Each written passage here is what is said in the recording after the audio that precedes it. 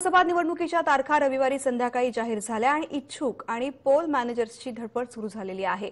विदर्भातील 10 जागांसाठी 2 टप्प्यामध्ये निवडणूक होत असल्यानं आश्चर्य व्यक्त करण्यात येत आहे। यामुळे राजकीय खेळ खेळण्यासाठी बराच वाव राहील। विदर्भातील 10 पैकी 9 जागा भाजप शिवसेनेकडे आणि भंडारा गोंदियाकडे 1 जागा काँग्रेस राष्ट्रवादीकडे असल्यानं मतदार राजा यावेळी कुणाकडे जातो याची उत्सुकता आहे। त्यामुळे विदर्भामध्ये अनेक महत्त्वाच्या घडामोडी घडण्यास सुरुवात झालेली आहे आणि आमचे प्रतिनिधी तुषार कोहळे सध्या आपल्या सोबत आहेत। त्यांच्याकडून या संदर्भामध्ये आपण अधिक माहिती जाणून घेऊयात।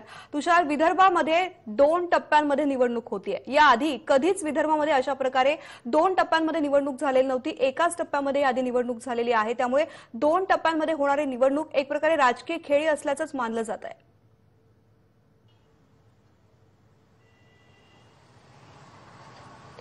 तृप्ती नित्य ज्या प्रकारे काल अशोक चव्हाण यांनी देखील आरोप केलेले होते की ज्या प्रकारे वेगवेगळ्या टप्प्यामध्ये निवडणुका घेतल्या जात आहेत ती स्थिती विदर्भामध्ये देखील पाहायला मिळत आहे। पहिली वेळ आहे की विदर्भामध्ये 2 टप्प्यामध्ये निवडणुका होत आहे। पहिला टप्पा 11 एप्रिलचा असेल तर दुसरा टप्पा हा 18 एप्रिलचा असेल। जर का पहिल्या टप्प्याचा विचार करायचा झाला तर अवघ्या 1 आठवडा फक्त राजकीय पक्षाकडे शिल्लक राहिलेला आहे, कारण की 18 मार्च पासून नॉमिनेशनला सुरुवात होणार आहे आणि ती 25 मार्च ही शेवटची तारीख असणार आहे। त्यामुळे 1 आठवड्याच्या नंतर जी निवडणुकीची प्रक्रिया सुरू झाली त्यासाठी भारतीय जनता पक्षाची तर यंत्रणा आधीपासून तयार आहे, कारण की एकंदरीत त्यांचे जे विदर्भातले 11 उमेदवार आहे जवळपास निश्चित झालेले आहे। पण काँग्रेस आणि राष्ट्रवादी काँग्रेसची मोठी गोष्टी होण्याची शक्यता आहे। त्यामुळे कुठेतरी ज्या 2 टप्प्यामध्ये निवडणुका होतात फक्त त्याचा प्रचार यंत्रणेसाठी फायदा होऊ शकतो, कारण की संपूर्ण विदर्भामध्ये राजकीय पक्षाकडे जी प्रचार यंत्रणा वापरली जाते ती एकच प्रचार यंत्रणा वापरली जाते। त्यामुळे 2 टप्प्यामध्ये पूर्व विदर्भ आणि पश्चिम विदर्भ अशा 2 टप्प्यामध्ये ज्या निवडणुका होत आहे त्यामुळे पहिल्या टप्प्यातली जी नागपूर विभागातल्या लोकसभेच्या ज्या 6 जागा आहे त्या निवडणुका झाल्या की दुसऱ्या टप्प्यातल्या निवडणुकासाठी तीच यंत्रणा परत पश्चिम विदर्भामध्ये वापरता येईल।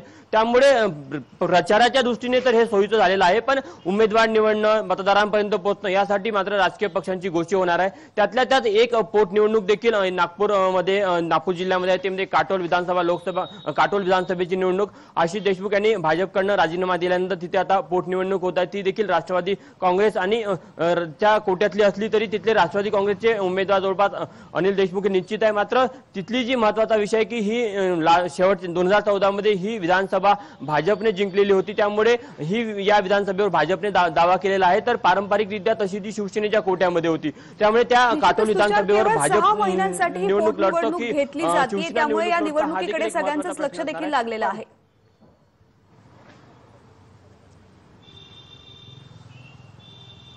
निश्चितच सर्वांना आश्चर्य व्यक्त वाटतं, कारण की जर का बघायचं झालं तर काटोल विधानसभा साठी फक्त 6 महिने शिल्लक राहिलेले आहे आणि दोन्ही पक्ष इच्छुक नव्हते, म्हणजे भारतीय जनता पक्ष असो किंवा राष्ट्रवादी पक्ष असो, राष्ट्रवादी काँग्रेस असो, यांना हे दोन्ही पक्ष या निवडणुकीसाठी इच्छुक नव्हते। मात्र 6 महिन्यासाठी निवडणूक आयोगाने नियमानुसार ती निवडणूक घ्यावी लागली।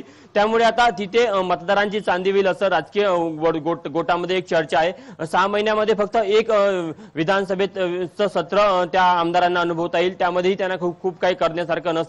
त्यामुळे फक्त 6 महिन्यासाठी मतदारांपुढे जाणं हा देखील एक महत्त्वाचा विषय आहे। पण जर का विदर्भाच्या लोकसभेच्या निवडणुकीचा विचार करायचा झालं तर भारतीय जनता पक्षासाठी अत्यंत अनुकूल असं वातावरण म्हणावं लागेल। जे पहिल्या 2 टप्प्यामध्ये होतं, कमी वेळ जरी असला तर त्यांची यंत्रणा आधीच तयार आहे, त्यांचे उमेदवार आधीच ठरलेले आहे। मात्र पोषक वातावरण पाहिलं जातंय। मात्र 2 टप्प्यामध्ये होणाऱ्या या निवडणुकीचा प्रचारासाठी कोणत्या पक्षाला नेमका फायदा होईल काय वाटतं?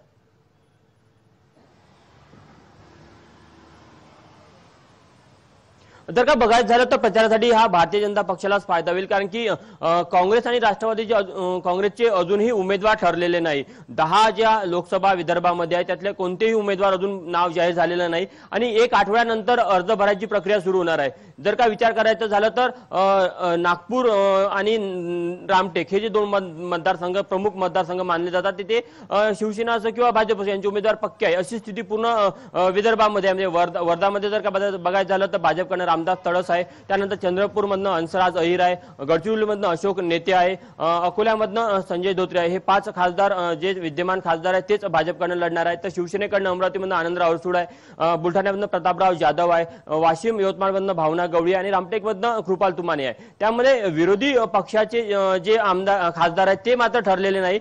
सत्ताधारी म्हणजे भाजप शिवसेनेचे जवळपास उमेदवार ठरलेले आहे। त्यामुळे जे उमेदवार वेळेवर ठरेल त्यांना खूप कमी अवधी मिळणार आहे, 15 दिवसाचा वेळ मिळणार आहे। प्रचारासाठी आणि लोकसभेच्या निवडणुकीसाठी 15 दिवसाचा प्रचाराचा वेळ अत्यंत कमी असतो.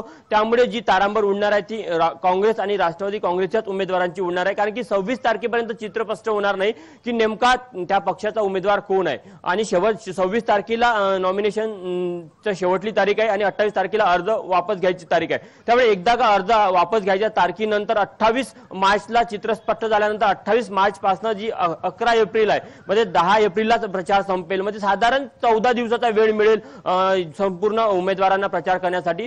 तो काँग्रेस आणि राष्ट्रवादी काँग्रेसच्या उमेदवारांसाठी अत्यंत कमी वेळ असणार आहे. भाजपच्या दृष्टीने तितका एक दिलासादायक वातावरण म्हणावं लागेल की त्यांना कमी जरी वेळ मिळाला असला तरी त्यांची यंत्रणा ही खूप महिन्यापासून कामाला लागलेली होती. त्यांचे उमेदवार आधी ठरलेले होते. त्यामुळे त्यांच्यासाठी हा कमी वेळ डोकेदुखीचा विषय नाही. मात्र काँग्रेस आणि राष्ट्रवादी काँग्रेससाठी हा कमी वेळ डोकेदुखीचा विषय आहे. साधारण पहिला एक आठवडा आता उमेदवारांची कशा प्रकारे निवडणुकीचा निकाल लागतो हे पाहणं महत्त्वाचं ठरेल. धन्यवाद तुषार या संपूर्ण माहितीसाठी.